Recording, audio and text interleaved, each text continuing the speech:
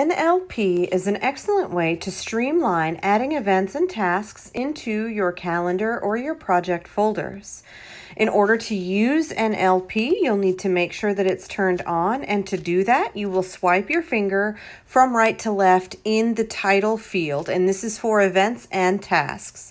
So swipe right to left, and you'll see in parentheses or event description, and that means that NLP is on. You can also swipe from right to left to turn it off.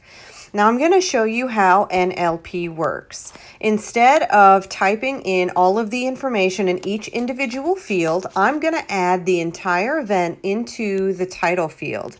So we're going to put that we have a haircut, and then we'll put the name of the place that we're getting the haircut. And you'll see that it automatically adds that into the destination field, the location field on your event. But you can take it even further.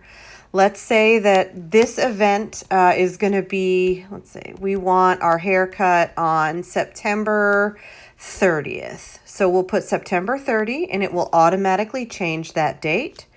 Then we can say that our haircut is at 2 p.m. and you'll see that it changes the time for you as well. You can go even further, and let's say that instead of an hour, your haircut's going to take 2 hours. You're getting a color or something as well.